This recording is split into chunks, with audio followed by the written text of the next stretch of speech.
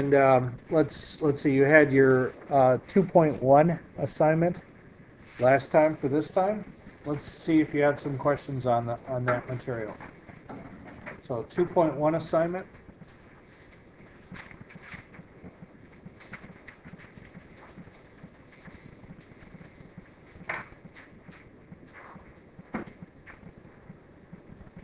I did have a question as students were coming in, which I thought was a good one, and it related to how do you show a lot of work for this stuff? And the answer is, on sets problems, it is difficult to show a lot of work. My comments about showing as much as you can still relate in general to the semester. But for a guideline for you, how much work do I expect you to show? Usually the examples in class are a general, what I show in the examples give you a fair model for what I expect. Still, it should be a little bit more than you see in the back of the book. I don't know. Do your best to show whatever you can. So does anybody have any questions on 2.1?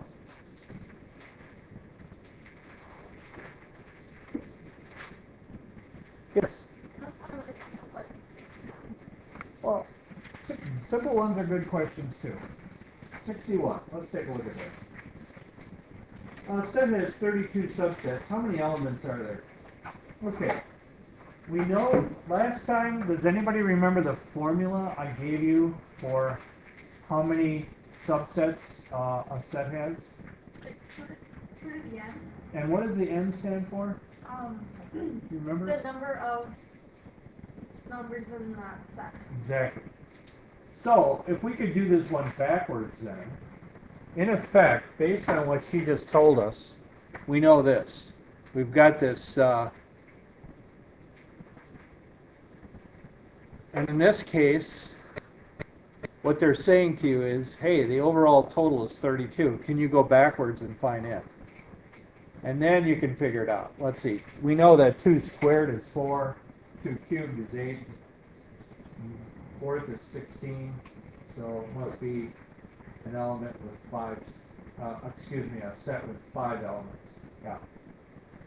So that formula helped us out, but we had to kind of think of it in reverse mode here. Others? You know, she just said before she got that out, this is kind of simple, but actually that's fine. Simple ones are important too. And sometimes they get more to what? Really root questions, which are very important. Yeah. Okay, 69. Let's see what's happening there. Oh yeah, the pizza problem. It says how many types of pizza can you order with one topping?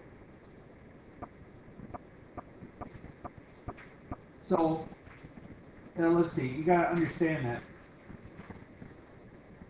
CMOPS. Okay, if you list all this, so what they're asking you is how many subsets does this thing have that only have one element in them?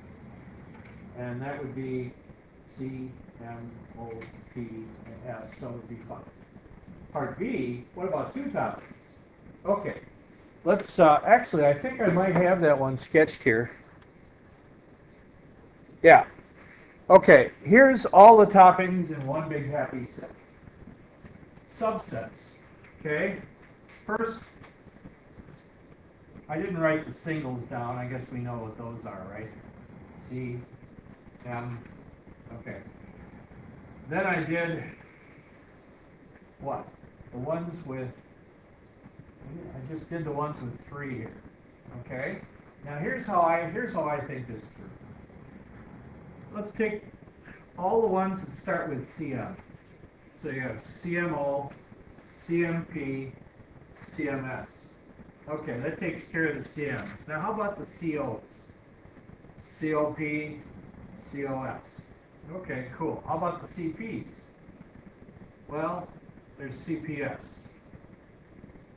Where did I put it?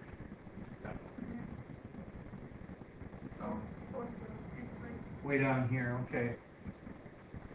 And now I got to start the ones with F. Like how about MO? Okay, you got MOP, MOS. How about the one starting with M? I mean, MP, MPS. And then there's the obvious one, OPS, when you start with O. Does that at least give you an organized look at otherwise, how do you know if you're ever done? So that's a way of checking off. All right, how many of those do we have?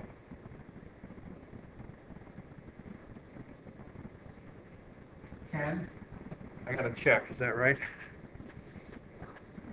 Yeah, 10 is correct. And then you gotta go on and, well, that was the 3. Now what about the 2 toppings? Okay, why don't we just do that one on the board? Well, 2 toppings. You got, let's start with C. You got CM, and you got CO, CP,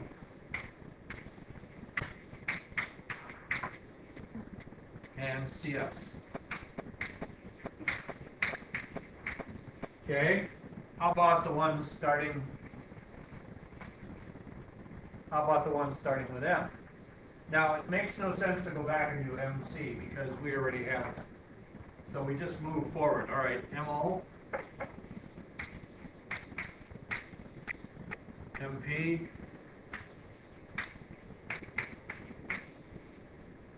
MS.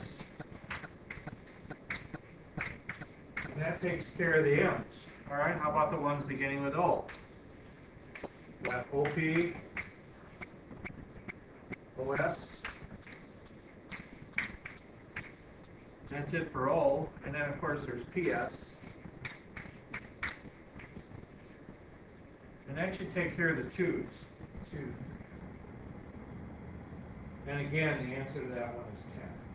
So, but this is how I would kind of figure that out. And at least you have an organized way of kind of checking them off. Otherwise, you almost wonder, man, have I missed any? Does that make any sense, the technique? Other questions? Yes, Josh. All right.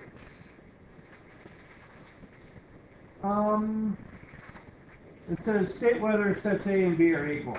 Let's see, to be equal, what has to be true? Let's just review that, everybody. They have to have exactly the same contents. Okay. So in 45, they've got all 4 n's such that n is a counting number. In other words, all multiples of 4 such that n is a counting number. So when n is 1, the first multiple of 4 is 4. When n is 2, the second multiple of 4 is 8. So that's like 4, 8, 12. Let's just write that down.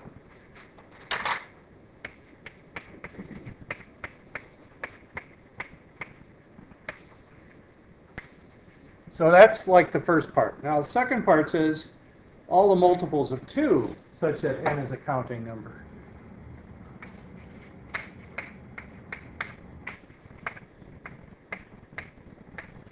And now the question is, do those 2 sets have the same contents?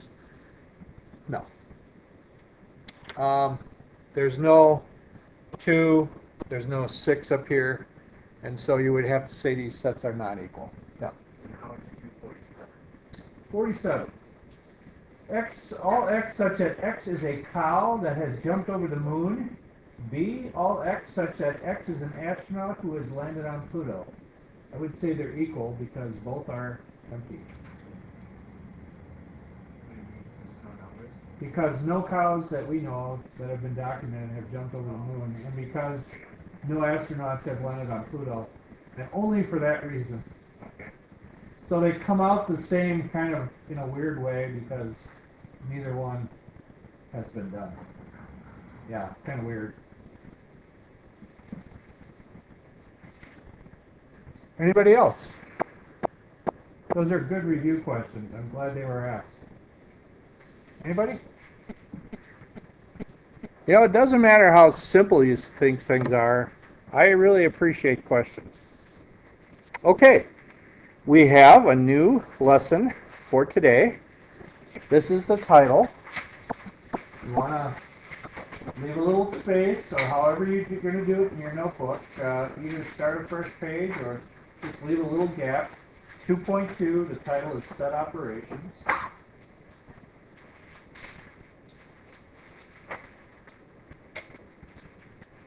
And this graphic, I might come back to this graphic later. In fact, as we go to various operations, I'm going to call them, that we're going to do today, you'll see us doing different things on this kind of picture. It's almost like a couple Lego pieces, and we're going to put them together in different ways, and that's at least one pictorial way of seeing what it is we're doing today. You know, you guys all know in arithmetic, there are operations like addition, subtraction, multiplication. In sets, there are some operations too, and they're just of a slightly different kind than the ones in Numberland. And so I guess we'll just dive into them right away. The first one is called intersection. And I might as well put this up on the top. Intersection in set talk looks like this. It's a like an upside down capital U, or kind of like an upside down horseshoe. That symbol stands for intersection. So if I wrote A, that symbol B, it reads A intersect B. Now, I put this picture up of a street intersection because it's a perfect picture of what intersection is. You know, that's a pretty big intersection, isn't it? Look at how many lanes are going in both directions. I think you would agree that being in the intersection would not be a healthy, you don't want to be there real long, because there's a lot of activity going on, and I mean, then we even have people making curves as they make turns, a hub of activity, because everything that happens on both streets goes through the intersection. It's almost like where the two streets overlap, or where you are when you're in the intersection, you're actually in both streets at the same time. That's a good picture of what the operation is in sets, and I will now try to illustrate that for you. If we had, I just made these sets up. Just make believe that set A has 4 elements, 1, 3, 5, and 7, and just make believe that set B has 3 elements, 5, 6, and 7. Then what does A intersect B have? It's literally, are there any elements that are in both sets at the same time? Yeah, 5 and 7. And so what is A intersect B? It is another set. And so it's, you know, there's nothing quite like this in arithmetic. And so we have to come up with a new name. I think you agree, intersection is a good name. If you just think of a street intersection, I like that. That's a good image. It's both streets at the same time, both sets at the same time. Now at the bottom of the page is a Venn diagram, and Venn diagrams are diagrams of circles overlapping in different ways. Do you see where the two circles literally overlap? And I have shaded it in. That green section would be isn't that kind of the visual where the two overlap? And that's how you would draw A intersect B. So I'm trying to show you 2 ways of looking at this to get you to feel what it's like. Here, I just showed you with raw elements. Easy, the things that are in both. And in here, isn't it also easy? The part of the diagram that's in both circles at the same time. Okay, so that's intersection. That's probably the easiest one of the bunch. And let's see.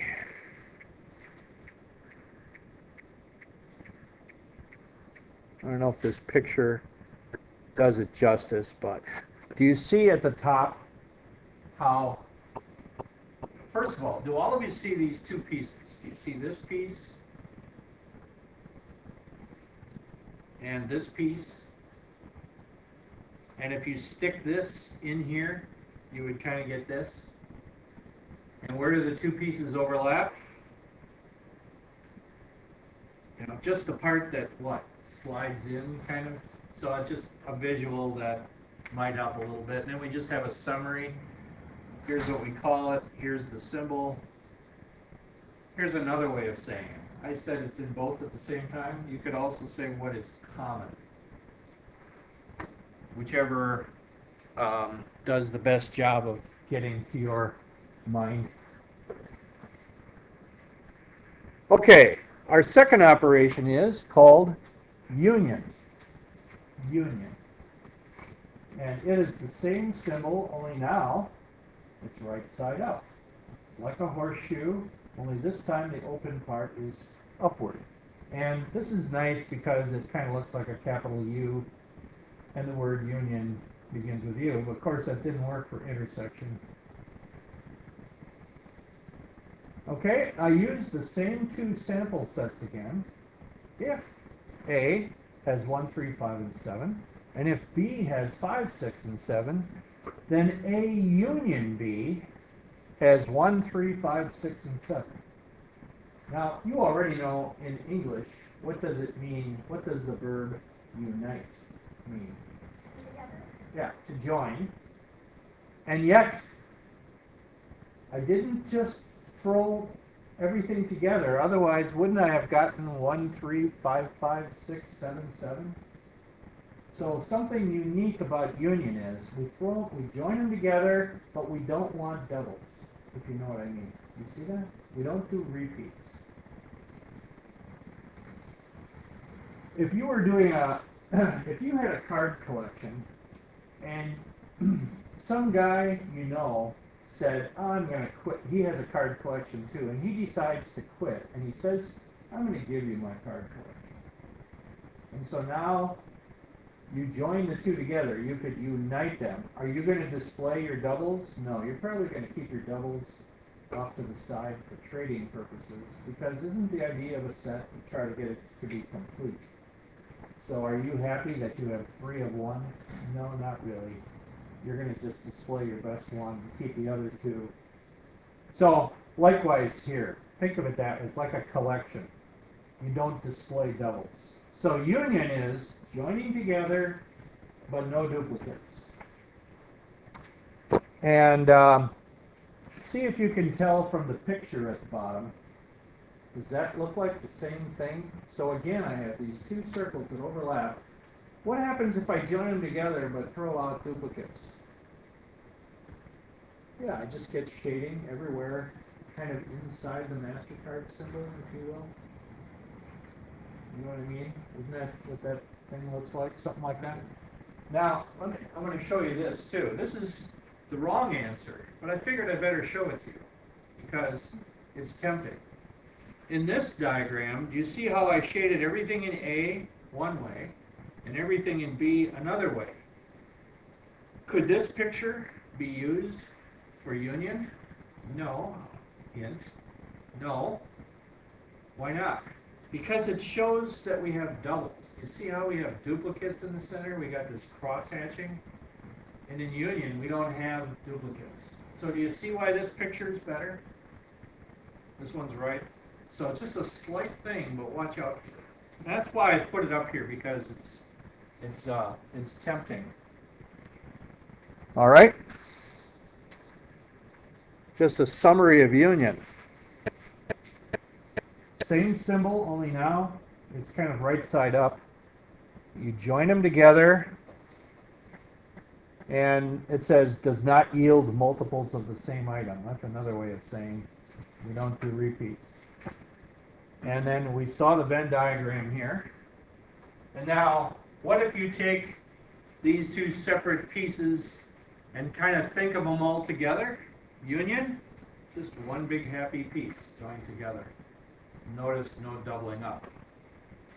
I don't know if the illustration helps, but. And the next one is called set difference. Be careful not to call it subtraction. The symbol looks just like a subtraction symbol, but in sets, we don't call it that.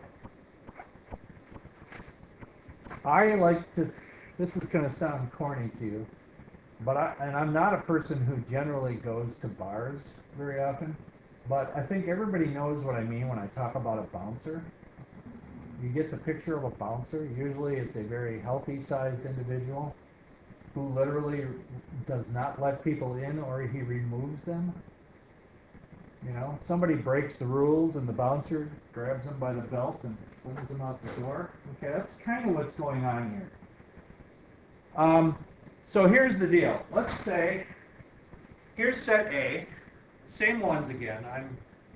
Today I'm stuck on the same scenario. Set A has 1, 3, 5, 7. Let's say again that set B has 5, 6, and 7. Or I think that's the same. Is that the same B I've been using? Yeah. And now this says A difference B. Now it's like, okay, here are the people you've invited to come to your party. Here are the people you've told the bouncer to throw out if they show up. Okay? So these people come to your party. All right? What's the bouncer going to do? He's going to take number 5 and throw him out on his keister. Right? He's going to take number 7 and kick him out. This guy never showed up. Right? 6 never showed up to the party, so what's the bouncer going to do? Just stand at the door like this and wait for number 6 to show up, right? So good news, the bouncer did not have to work on all 3 of them because one of them didn't come. So you notice that the result is the original guys minus number 5 and number 7. We only have these 2 people left. Does that make sense? So it's kind of like subtraction, but some people look and they go, oh, what am I going to do with 6? And it's almost like in math, we would probably say, what, negative 6 or something? But we have no negatives in sets, and so I don't have to do anything with number 6. He didn't show up for the party. Yeah. If A and B were switched, the equation on there, what would... So if we did B, set difference A. Okay. Whoa. Okay, so now these people are invited to the party, or these people come to the party. The bouncer is supposed to throw these out. So that means goodbye 5, he's out. Goodbye 7, he's out.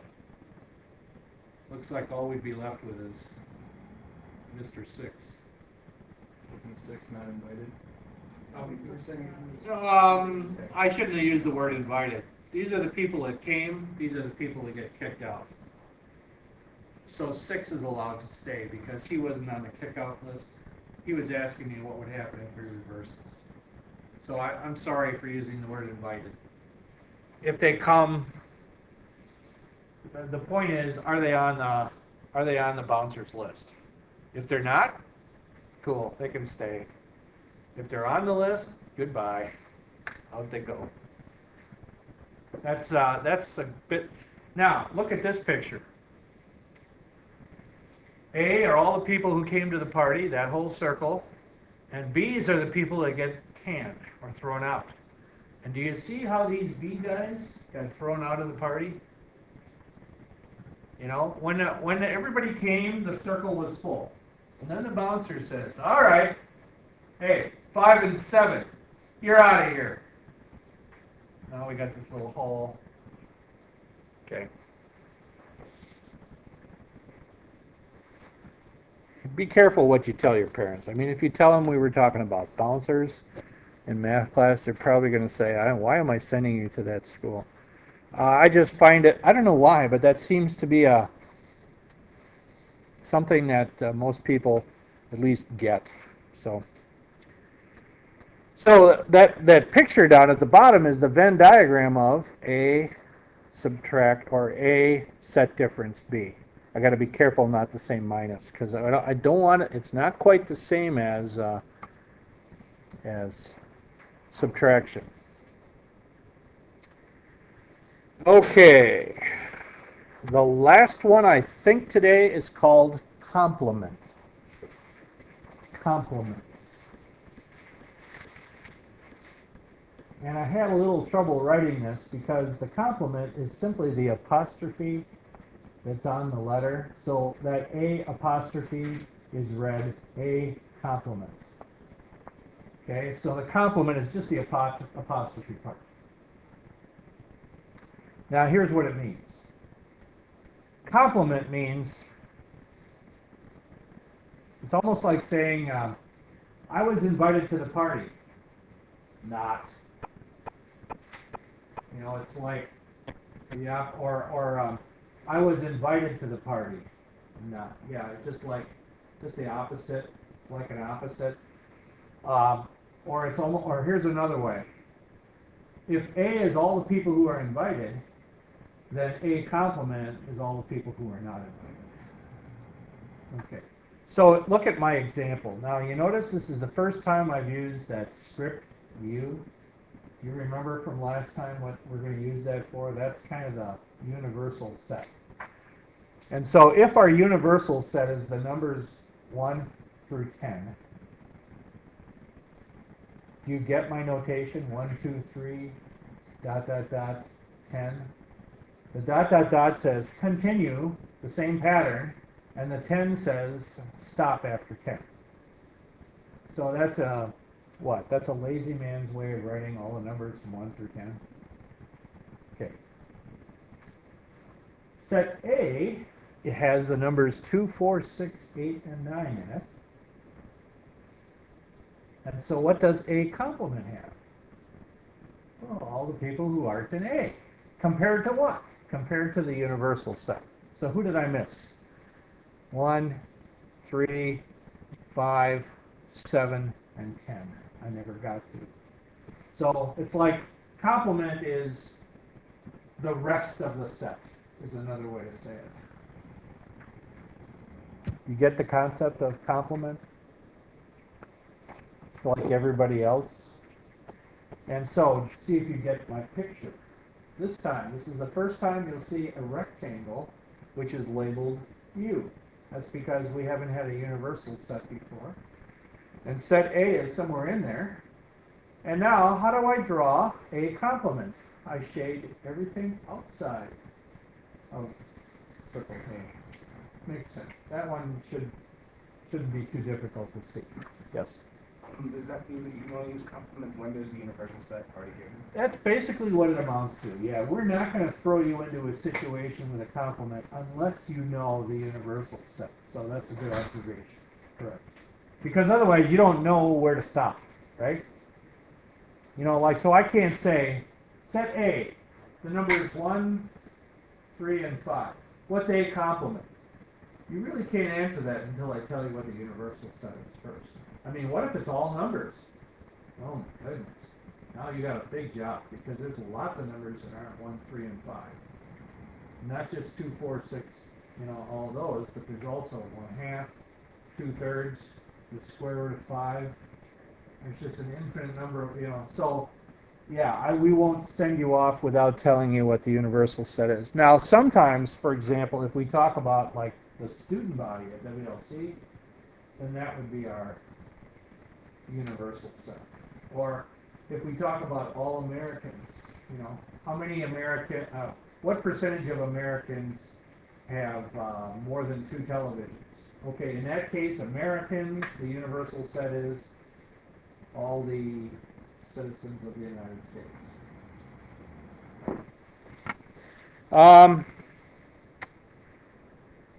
Okay, now, sometimes we have to throw a bunch of things together. And here's your first view of that. Take a look at this logic statement right down here. Notice I've used parentheses and brackets, just like in regular math class. You know that those are ways of grouping. So what's going on here? This says A intersect B, and when you get the answer to that, put it in union with C. And what do I do first? The A intersect B, because it's in parentheses. Then do a union with C. And when you're all done, take the complement of that. So there's 3 operations to do here. Got that? And how you see how the order is just the way you've always learned how to use parentheses. Okay. Now, in order to do this, I have to make up some sets. So at the top, here we go. Universal set, numbers 1 through 10. Set A, 1, 2, 3, 4, 5. Set B, 2, 5, 9. Set C, 4, 6, 7. I guess I really didn't need E, but a lot of times we'll use E to stand for the empty set. Anyway, E, I guess, never did come into play in this particular problem. So, first of all, first thing we have to do, A intersect B. Boy, how does intersection work? The things that are in common between sets A and B. What are they? Well, there's a 2 in both of them, and there's a 5, right? 2 and a 5. Does everybody see that? So do you see how I kind of put my little intermediate answer right down here? Okay. Now, what do I do next? Take that answer in, put it in union with set C. Oh boy, how does union work? Join them together, but don't have repeats. Okay, so I just copied set C down here for you. If you join these two together, what do you get? 2, 4, 5, 6, 7. Does everybody see that? Okay, so there's my answer so far. But then what do I have to do after that? I have to take the complement. So what's the complement of that? Well, I gotta, as pointed out before, I gotta know what my universal is. So if I look at, okay, all the numbers from 1 to 10. What numbers from 1 to 10 are not in there? 1, 3, 8, 9, and 10. Done. So, what we've given you here is some new operations, but they're not they're not complicated. They're just different. So you got to kind of take your head and just refocus it on these new operations, and then remember, as I know you do, how do you deal with parentheses? Got to work from the inside out, right? And take her from there. Now, here's a case where you can show work. You know, back to your question, remember earlier, when do I show enough work? If somebody just wrote the answer down for this, that would not be enough work. Because you really have to do, this is my work on this problem. You shouldn't try doing that in your head. You should do each step, write it down. And now I look at this paper and I go, yep, this person did it step by step. Good job, good work. Okay. Oh, here's another one to practice on. I think I've got the same numbers up here that I had last time. The last example. My universal set is the same thing, the numbers 1 through 10. I think A, B, and C are exactly the same. But this time, here's what I want you to do. I want you to do the universal set, difference, and then A intersect B. Okay, so on this problem, what needs to be done first? A intersect B. And we already did that. What is that? 2 and 5. Remember it? We just did it a few minutes ago. Now, how do you do this? How do you do this set difference? Isn't this just another way of saying, give me all the other numbers in the universal set? So if you take the universal set and bounce these two guys, who's left? 1, 3, 4, 6, 7, 8, 9, 10. Does that seem to click upstairs? Make sense?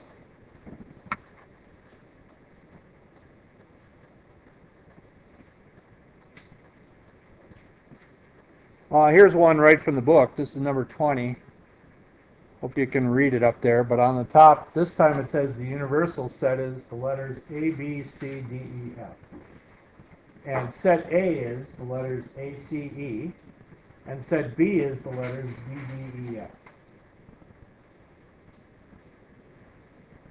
Okay, can you find A complement union B? Now, I don't see any parentheses there, but still, what needs to be done first? Yeah, you gotta find a complement first. What's a complement? Isn't that all the ones that are not in set A? And so which of these are not in here? B, D, and F, right? Okay, so here we go. B, D, and F. And I'm supposed to put that in union with set B. So I just copied set B down here. So I got these three guys joined with these three guys in union. So you throw them all together, one big happy set, but you don't want repeats. What do you get? B, D, E, and F. Kind of a wasteful union, but do you see that? Yes, go ahead. Can you just go back one page? Yeah.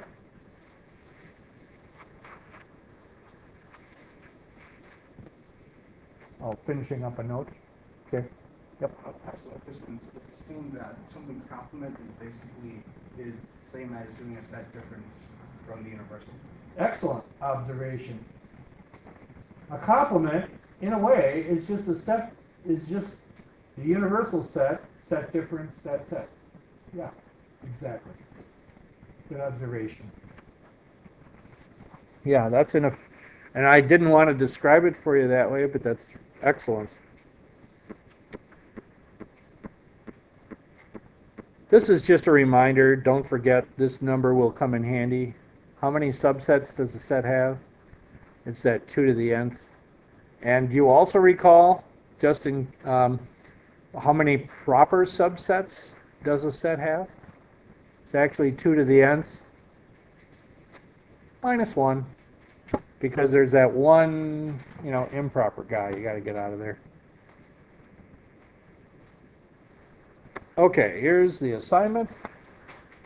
Sorry, it's still a little bit messed up. I purposely wrote it that way with the X's because I wanted to show you the pattern. 1, 5, 9. So every other odd is what we're kind of starting with again, from 1 through 61. Except that we're throwing 2 of them out, 9 and 13. So every other odd, 1, 5, 9, ... 61. But then, a special note, do not do 9 and 13. So I guess you could say I'm exercising my bouncer function here, and I'm throwing out 9 and 13.